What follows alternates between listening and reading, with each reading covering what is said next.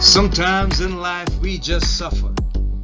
Sometimes it's from being totally withdrawn, or so much stress that we are totally anxious, or so tired that we are totally burnt out.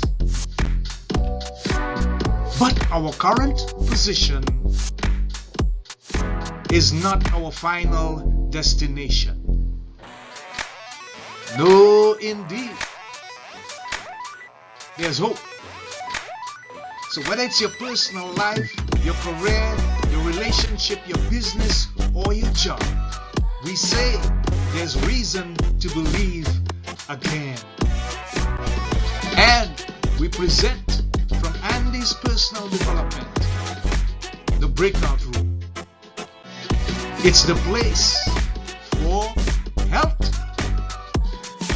happiness, and prosperity. Stay tuned for more.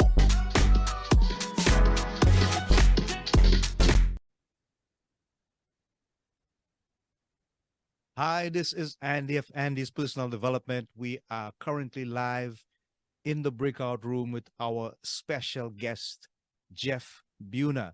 And I'm just going to give you a little bit of information on him before we introduce him. As you can see him in the studio, ready to go, prepared to do justice to his story, his information. He is an author, a speaker, and coach specializing in self-improvement entrepreneurship. And the main topic supposedly would be on his book, The Sultan's 7 Secrets. Welcome to the program, Jeff Buehner. How are you today? I'm doing great, Andy. Thank you for having me on. I really appreciate it. Appreciate you being on, and you are our sense of inspiration with regards to this amazing program that we know we're going to have. I took time to look at your information, and I studied what you spoke about in your book and the experience of this guy, Musa. And it's truly, truly amazing. How did you decide to eventually write this book, Jeff? What was that aha moment that you came to and you said, you know what? I have to put this in writing. It must be a publication. I can tell you the day and the hour. I was planning to retire to my farm in Belize and spend the rest of my life enjoying that environment. And I got the strongest feeling while coming out of an event that I couldn't just go off into the sunset having enjoyed this gift that was given to me without sharing it with a lot more people. Now, I had shared these 7 secrets with a lot of, like 100 people, maybe. Yeah. But this feeling was I had to get the word out to millions of people, and then I can retire. So that's what I'm trying to do. Okay, great, wonderful. Now, how did that personal experience impact your life personally, individually? Because you spoke about some dynamic changes you made. How did that effect take place, and what did the feeling that you experienced come to, so that you made some decisions you needed to do something more, something better in your life? Wow. Well, look, going back 33 years when this came to me, well, 30 years, I was just an average guy. I still am. I'm an average guy who's had an extraordinary life because of a gift that someone else gave me. I couldn't have figured it out on my own. And don't be surprised by that because, as you know, Andy, everything is hard until somebody shows you the trick. And then it's easy. You know, if you try to do a new career, it's hard until some guy who's done it for 10 years, 20 years, puts his arm around you and says, hey, if you do this first instead of second, or if you ease up on the tension instead of push so hard, all of a sudden it's easy. Right. And somebody did that for me 30 years ago. Wow. So tell us about this great and amazing individual, Musa. I heard about him. I looked at history, and arguably the richest man that ever lived on the Yeah. planet. What was his story like, and how did you get it so revealing onto you? Well, this guy's story is unbelievable. Yeah, You know, he's said to be the richest man to ever walk the earth. yeah, And to put that in perspective, you know, names like Elon Musk and Jeff Bezos. Well, take their wealth and combine it, and you come close to Sultan Musa of Mali. wow. And he lived in the 1300s in West Africa. Mhm. Now, they know how wealthy he was to a degree because someone recorded how much gold and silver and salt he owned. So they can take those measurements and multiply them by today's value of those commodities and Yeah. come up with a number. But he had a lot more going on than just gold and silver and salt. He owned land and horses and all kinds of stuff. So he really was unbelievably wealthy. Okay. But he didn't start out that way. And this is where the story gets really interesting. As a very young boy, his father passed away.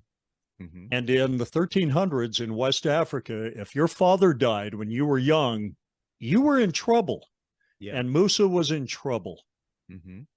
This event plunged him and his mother into unbelievable poverty, the kind that even if Wow. you think you're poor, you can't really relate to this Yeah. kind of poverty.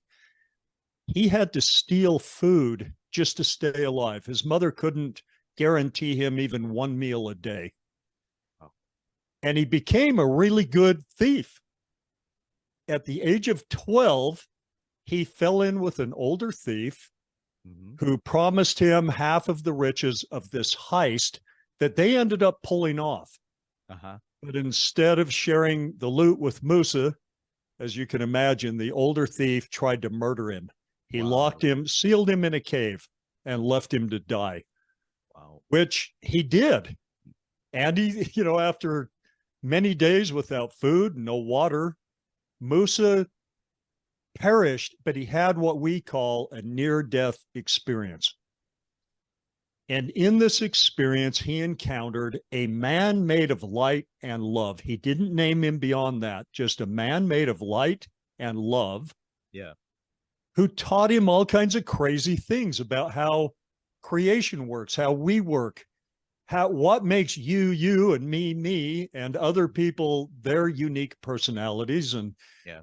how that all works. And Musa saw that very clearly. He was told that it wasn't his time to die. He had to go back and he was going to do something great for his people. Okay. And so he was assured that he'd get out of this cave. And the way he found his way out of the cave is in itself a really fantastic story. But he figured out that there was another opening and he was able to dig his way out of this cave. But think about it. Here he is, the poorest of men. You know, he's got nothing. He has no father. He has no opportunity. He's got no education. He's now a criminal.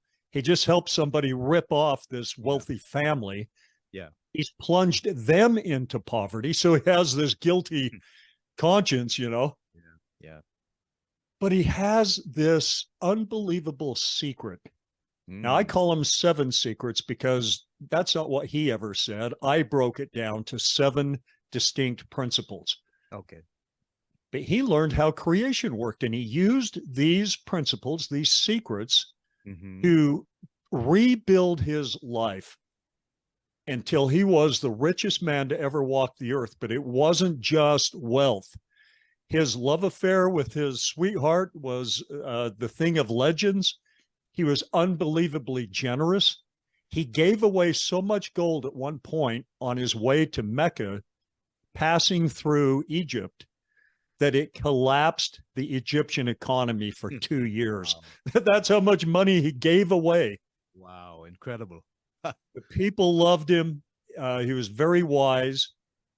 Now, he was unbelievably dedicated to this man made of light and love. Mm-hmm.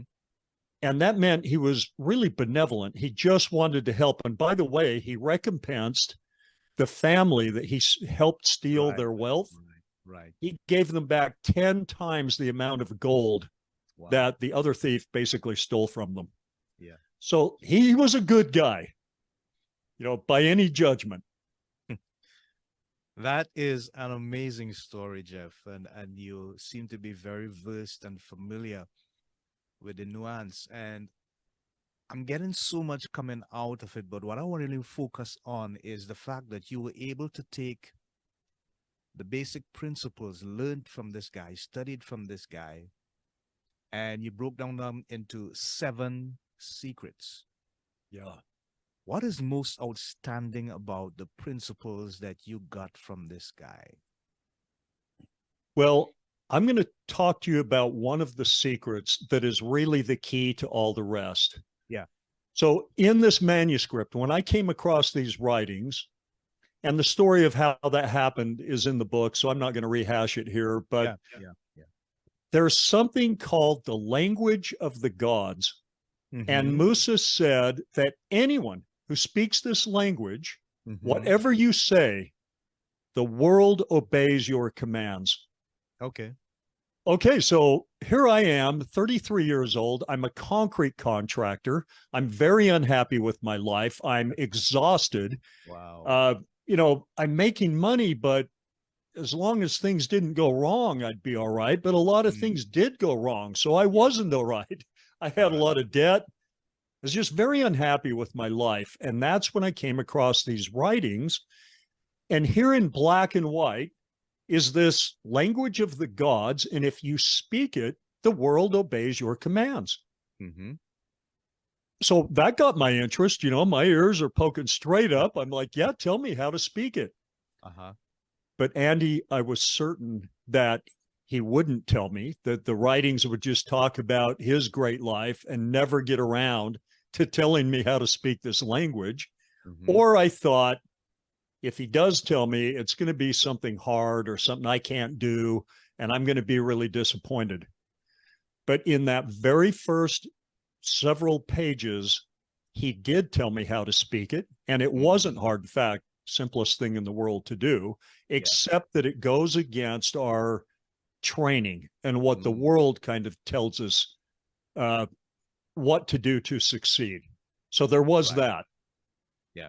But I'm going to tell you guys exactly how to speak this language, and you won't have to take my word for it. If you'll speak this language, you'll prove to yourself that it works. Mm-hmm. Now, this language has nothing to do with the words that come out of your mouth. Okay. So, but you're speaking it right now. And the world is obeying your commands. You've put yourself exactly where you are. And I know sometimes that's the bad news. Mm-hmm. But the good news is if you put yourself where you are by speaking this language, you can put yourself anywhere you want to be. Yeah. And I'm going to give you a little taste. Okay. Mm-hmm. Andy, Yeah. so I'm a $60,000 to $80,000 a year concrete guy. Uh-huh. I start speaking this language of the gods, sort of tentatively at first. I was afraid I'd be disappointed, so I didn't go all in on it. But I started speaking it about things that didn't matter all that much. And weird coincidences started popping up. And I wasn't convinced on the first one or even the 10th one, but at some point, these coincidences kept popping up and they matched exactly the feelings that emitted when I spoke this language of the gods. And so at some point I was like, hey, I'm doing this. I'm making these things happen. Mm-hmm. And if I can make little things happen, I can make big things happen. And I was hit with an overwhelming feeling of personal power that I've never felt before. Right. And that's what I want for all of your listeners. I want you to speak this language. I'm going to tell you how to do it today and prove to yourself that weird things are going to start happening that match what you're saying in this language. Wow. Incredible stuff. I want to go back Absolutely. to Sultan Musa of Mali and tell you one thing I haven't told you yet. Yeah, sure. Go ahead, Jeff. he is the author of the fairy tale that we all know about, Aladdin and the Magic Lamp. Yeah. Yeah. And Antoine Galland, who published it, was honest about this. He said he never wrote the story. He just translated it from ancient Arabic texts Okay. written by Sultan Musa of Mali. Mm-hmm. So I'm going to take you through the first three elements, the main three elements of that story. And in doing that, teach you how to speak the language of the gods and tell you how it works so that you understand that. Now, he embedded the secrets to his success in this fairy tale, literally to save his own life. Because you didn't just come out in the 1300s and say, hey, I died yesterday, but then I came back to life. And by the way, I met this godly being who taught me stuff that our scholars know nothing about. As you can imagine, that's an easy way to get yourself in trouble, maybe even killed if you push it too far. Exactly. He used this fairy tale as a segue. He taught these principles far and wide. It's actually said of him that he started construction on a new school every Friday. Wow. And in these schools, he taught these principles. Wow. And these principles lifted the entire Mali kingdom out of poverty and into incredible wealth in a very short period of time. Mm-hmm. So what he did in his personal life, he was able to do with the whole kingdom by teaching people how to speak this language. So I tell you that because let's go through the three elements of the story. Okay. First, you've got Aladdin, right? Mm-hmm. Now, Aladdin represents the conscious mind, that part of you that you think of as you. But there's another part of you. The all-powerful genie represents something that Musa called the veiled mind. Now, thankfully, everybody listening is probably, familiar with something called the subconscious mind. If they weren't, this might be a little harder to explain. But I'm going to use the veiled mind and the subconscious mind interchangeably. They're basically the same thing. And Musa said there is a mechanism that absolutely controls and steers your life, and it's this veiled mind that he equated to an all-powerful genie who can get you anything you want if you know how to summon it and you know how to command it in the only language it obeys. Wow. That brings us to the magic lamp. Mm-hmm. Magic lamp represents this language of the gods. It's a piece of knowledge, a piece of understanding about the communication that's always taking place between the conscious and the subconscious mind. And remember, the subconscious mind is running the show. Yeah. Yeah. It can get you anything you want, but it will do anything you command it, whether you command it in a positive way or a negative way. Mm-hmm. It's just a willing servant. And remember, the genie only says two things. The genie, one is a question. What do you want? What is wanted? Yeah. Okay, the second thing is a statement. Your wish is my command. Right. So the veiled mind, your subconscious mind is always asking, what do you want? What do you want? And you're always answering in the language of feelings, not words, not even thoughts. Mm-hmm. Feelings is the language of the gods. Okay. Now don't gloss over this. Don't think, oh yeah, feelings. Yeah. No. Yeah. Uh-huh. Your subconscious mind that's running the show, that is the mechanism that's controlling your life, listens to your feelings, believes them, every one of them, all the time. It believes them. And then whatever it believes to be true about you, or in other words, the role you're playing, it will make true in your physical world. All right. Yeah. Manifest. So you are in charge. Yeah. You just haven't been taught yet to seize control of the way you feel. Wow. Now, we're going to go deeper into this because it's not easy to change your feelings. Mm-hmm. Reality right now is staring you in the face and it's dictating how you feel. And your subconscious mind hears those feelings and then keeps your life congruent with them, which keeps reality basically the same as always. You get the same results day in, day out. Mm-hmm. And you wonder why you can't change anything. Well, I'm going to tell you how to change everything. Now, I don't know if I was going to give you a little taste of what happened to me when I started speaking this language, because eventually I went hog wild speaking it, and everything changed for me very rapidly. One of the things that I spoke the language about was finances, because I was drowning in finances. As a concrete guy, I did okay, but I just wasn't getting to where I wanted to be. I wanted to take care of my family in a much more satisfying way, and I just couldn't. Soon as I started speaking the language of the gods, flooding my subconscious mind with the feelings that matched the life I wanted. So feelings of wealth, prosperity, just tons of money coming in from all over the place. Within a very short period of time, really, I met a new partner. He had half of a business. I had the other half. This business just came to me from out there. We're going to talk about how that works.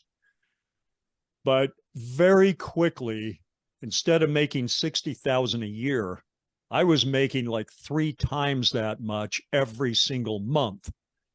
In fact, it got to be where I had so much money coming in, I was trying to put it places and figure it all out, that I actually used the first 3 of the 7 principles to slow things down a little bit. It was just too overwhelming. But that's how powerful this is. Yeah. Amazing. Wow. Hey, Jeff, I want to show you something. And, you speak so much about this in-depth language of the gods. And it reminds me of so many things that I have heard that are quite similar. Not exactly the same. But I just want to share this with you. And of course, the audience will see. And this is the cover, right? Yes. The Sultan's 7 Secrets. Here's a question. What made you use this cover as the one that would go out on the publication? What was the motivating force behind you using this particular cover? Musa is a figure in history. I didn't know that until a couple of years ago, even though I had been practicing his principles for 30 years. This is an artist's rendition of the actual Musa. So this is the artist's idea of what Musa actually looked like. Okay. He grew up in West Africa, Ghana, that area. And there's all kinds of sketches of him. But this is a modern depiction of what he might have looked like. Okay. And so I just bought that and used it. I liked it. I thought it looked great. It looks like a total stud. I get it. Yeah. It's really fantastic. It's a striking, excuse me, it's a striking image. Yeah. And it sort of helps you to go back in time. It transports you to a place where you have to start imagining things. I like it as well. Yeah. How I want to talk to you about imagining. Yeah. But I want you to answer this question first. How did people begin to respond when they started seeing the changes, obviously, in your life? Yep. What was the feedback that you got? Well, it wasn't good. So people have you pigeonholed. They have you pegged where it's comfortable for them.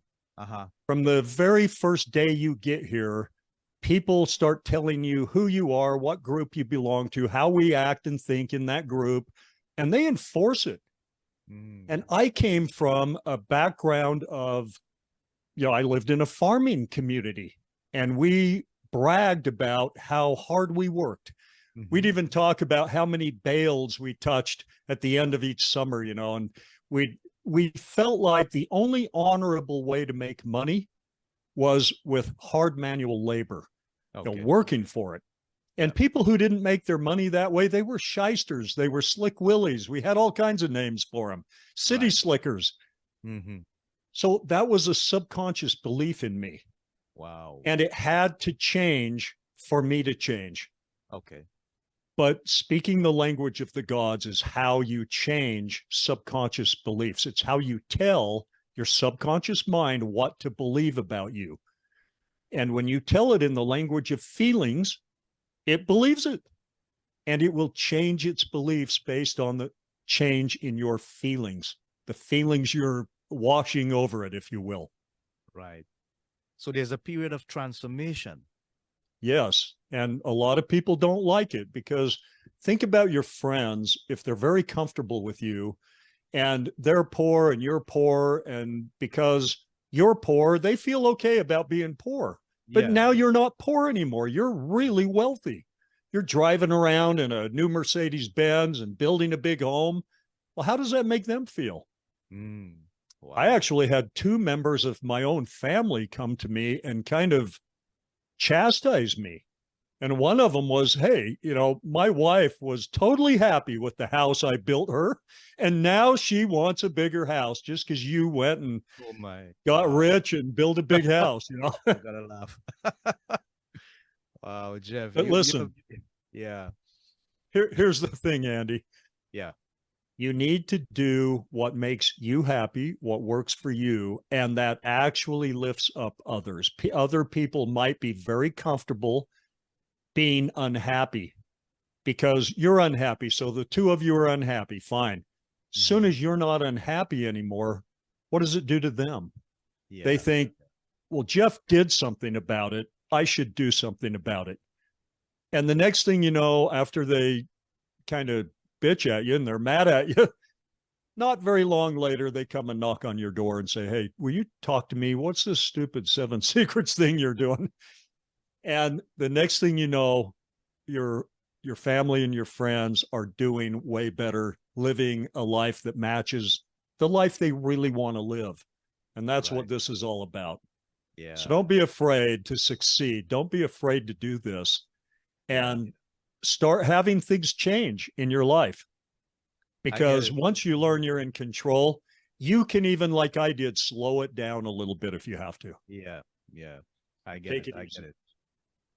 Jeff, you were able to build an entire organization based on the premise of this transformation you speak about, this language of the gods, and getting into a different place where you were in control of the lifestyle that you want. And you became a coach as well. What are some of the challenges that you face with the people that have become your clients in terms of getting them to go to that place where there is that transformation and they can now see a different lifestyle as a result of working on what you started? That's a great question. And I hope my answer doesn't come across as, oh, geez, arrogant in any way, because I'm not. I've been given a gift and I'm just trying to pass it on. But I don't have any trouble getting my clients to understand this and believe it because it's Mhm. real. If you All want to right. be a coach and you want to share something, make sure it's not BS or you Yeah. will be miserable. Yeah. Make sure it really works, that it's true, and that you've done it and it worked for you. Then you have no problems. It's easy, it's fun. You're just teaching people to do what you've done, and it will work for them if it worked for you. But if you're teaching BS, man, you're in for a very, very long haul. Wow. Yeah. Don't teach BS. You'll get yourself in so much trouble.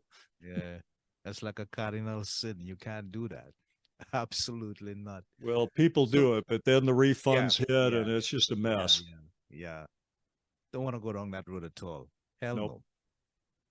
So tell us a bit about the imagination stuff.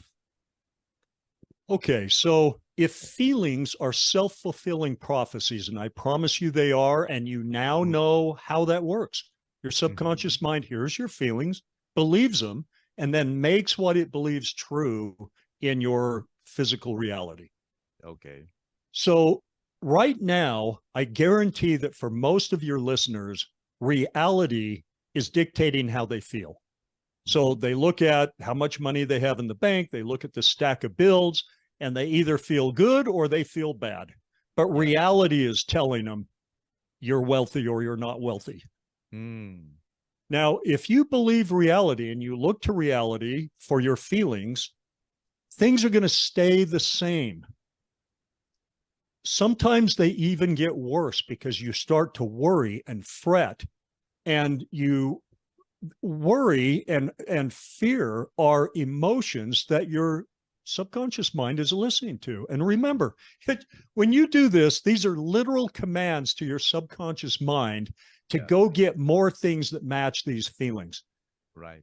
So if you start to really fret about your finances, you're literally saying, hey, see these feelings of worry, concern, fear? Go bring things into my life that cause more of that. Wow. That's literally what you're doing. And please don't think of the mechanism that controls your life as a passionate being, a person that loves you or doesn't love you. It's none of that. It's a mechanism that can be programmed. And once programmed, it will carry out that program to exactness. Wow. Now, there are some fail safes built into it. If you start to sink too low and you start getting too unhappy, your subconscious mind will feed you thoughts of, hey, dude, you need to do something different. You need to change the way you're thinking. You need to go talk to someone. It will start helping you. But again, it's not because it's a passionate entity. It's just that's how it's programmed. Mm-hmm. So it's trying to help you, but you need to understand that all of the frustration you've felt in the past, everything you point to that you could say was a failure on your part, that is all the concrete foundation upon which you're now ready to learn how to create. And you need that. This is why I don't really ever teach this to teenagers, very, very rarely. It's always people in their late 30s, 40s, even 50s and 60s who have had a ton of difficulty, a nose full of difficulty. And when they hear this message, they think, what do I have to lose? I'm going to try this because the way I've been doing it hasn't been working. And then their life takes off. Wow. But one thing I didn't tell you that Musa learned is that, you know, he has a physical body and a spirit body, and it's the spirit body that has the life. And that's all that happens at death is that spirit body pops out of the physical body because the physical body is no longer inhabitable due to injury or disease, whatever. Yeah. But the spirit body keeps living. The physical just starts to deteriorate and it's worth nothing. But Musa learned that he had a spirit body and that spirit body is literally a child of God, a child of two godly parents. Now you can let that sit on you and think about it, but you're created by people who love you, spirit entities that love you. And you're here learning how to, well, what do children do? They grow up to be some version of their parents. Yeah. And your parents are creators. That's what they are. Yeah. And you're learning from the bottom up, kind of the hard part, you know, starting out, you're learning how to be a creator. Wow. That's deep, deep, deep, deep stuff, Jeff. Yeah. You have to put on some safety stuff to dive to those. Yeah. Put on a snorkel and some fins. Yeah. So I want to share something with you and I want to get your feedback on it. Good. Because it is aligned with everything that you are saying thus far. Let's see if I can get it up. And There you go. Every successful person uses this, whether they know what they're doing. Use this formula to generate their success. Successful people live in a dream. Real life almost has nothing to do with it. They see themselves as a success in that area of life, and they live in those feelings. They run this movie no matter what happens in their current reality. People who are wrapped up in feelings of success, it doesn't matter what aspect of life, they're looking for different things. They see different things. They ignore other different things. And over time, this movie they're running in their head becomes their reality. They don't accept anything else as they flood their subconscious minds with these feelings of success in this aspect of life. Their subconscious minds believe it, and they go find that movie, that idea, that business partner. The subconscious mind brings that to you.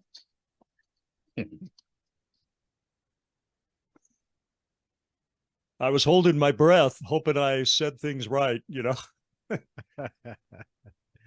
Yeah, that's the trick right there. You know, when I researched and I looked at that video, I realized that the simplicity of this thing is what makes people get scared. It is what makes people get sort of phased out. Nah, it can't be that easy. And I think, to me, basically, that's one of the biggest challenge of man. Anything that has been too easy or too simple, not that it was as 1, 2, 3. I mean, it took some work, it took some doing. And as you rightly said, it took some imagination and it took some dreaming. Yeah. But Jeff, people are afraid to dream. Yep. You were taught. You were taught to stop it. I mean, think about it. When you were a little boy, Andy, you'd get lost in a make-believe world for hours at a time. It didn't matter what crappy rental your parents might have been living in at the time. That old shed in the back became your castle. That old fallen log was your horse, and you'd ride off as a knight, you know, saving the damsel in distress, whatever it was you were about. Okay, then you went to school. And if you were still daydreaming in school, the teacher would come and slap the ruler down on your desk and say, Andy, start living in reality. You know, get out of your fantasy world. You got to get with the program, Andy. And at some point you were even punished if you kept imagining and pretending and living in a make-believe world. And you've heard 1,000 times, hey, what you need is a dose of reality. No, you've had enough of that. Your power is in make-believe. You have a superpower. That's your ability to imagine and pretend. Why? Because when you get lost in a beautiful daydream of having the things you want, you feel a portion of the feelings associated with that experience. Now, you know it's not real. It's just a daydream. You're just pretending. Hey, but what about the feelings that generates? Are they real? Yes, they are. And your subconscious mind is listening and believing them. And that's what matters. We can maybe leave it at this or keep going after this, but I wanted to kind of simplify it. Think about the fairy tale, Aladdin and the magic lamp. If feelings is the magic lamp, generating positive, ultra positive, exciting, fun feelings, gets the inner genie to go create a life full of fun and excitement and wealth. If that's true, and let's just assume it is for fun, then you can't look at reality to generate those kind of feelings. You have to use your superpower to create big imaginary scenarios that get you feeling happy and excited and pumped up. Now, your subconscious mind will hear those feelings. It doesn't differentiate between an experience that happened to you in quote unquote real life or an experience that you're generating purely out of whole cloth in your imagination. In fact, you're doing that anyway. Every experience you have, you're using your imagination to give it value, to give it meaning, to fill in the blanks of stuff you don't know for sure. And that's why you can have people who see the same thing, the same experience, and they give different accounts of what happened and what it meant. Yeah. You're doing that now. So this isn't anything weird. It's just you're doing it with knowledge and understanding. Hey, Michael Jordan said something that I want to share with you once, and this blew my mind because I'd already become familiar with these concepts and was practicing them. He said that when he was 9 years old, he would go out and shoot the ball, and he'd try to get kind of far away, and he would shoot the ball. And whether the ball went in or didn't go in, he would imagine that it went in and it was the game-winning shot, and everyone in this giant stadium that wasn't there, only in his imagination, would jump to their feet, clapping and cheering and chanting his name. Michael, Michael, Michael. And he did that from that time on. And so what we see as people on the outside, we saw him win a ton of games and make a lot of game-winning shots. But we also saw him lose games. Yeah. And he'd be very upset. Hey, but that's what's going on in the physical realm. In his mind, he's always playing this movie of being the best basketball player in the world. Wow. And so reality goes up and down and up and down. But literally, in a way, Michael didn't care about reality. And I know that sounds strange, but he was living in this movie that he never turned off of him being the greatest basketball champion ever. Yeah. Yeah. And while reality is doing the ups and downs, in the end, it landed on Michael Jordan was the greatest basketball player to ever live so far, in many people's opinion. Now, there are other greats too, but I promise you, they're doing the same thing. They are. They are. As a matter of fact, I studied intensively the lifestyle of Kobe Bryant. Yeah, there's another one. That guy was super amazing. From the age of 6, he knew exactly what he wanted to be. Yep. Knew what he wanted to do, and he knew exactly how he wanted to do it. Everything was defined in his mind. Didn't happen as yet, but in his mind, it was definable. Yep. And he pushed and pushed and pushed all the way to actualization. So I get it. You've got to ask yourself, where does motivation come from? Because Michael Jordan and Kobe Bryant, they had this incredible vision of who they were, and that gave them unbelievable confidence because they'd already succeeded in their mind. They knew what they could do. Yeah. They'd kind of seen the future by imagining it, if you will. Exactly. Okay, but you still have to do it, right? That's right. That's right. Here's how that works. You flood your subconscious mind with positive feelings about this because of this movie you're running. Well, it believes them and now is going to make it real in the physical realm. How does it do that? Well, it speaks back to you in feelings and emotions and thoughts and ideas and impulses and promptings. And it leads you like a bull with a ring in its nose right to where it believes you're supposed to go by feeding you these nudges, if you will. And you act on these. When you get a thought accompanied by a strong feeling of urgency to do something about it, you do something, you act on your thoughts and feelings. Yeah. And so your subconscious mind, once you get your magnificent obsession, you try on dreams until you've got the right ones that you can commit your life to.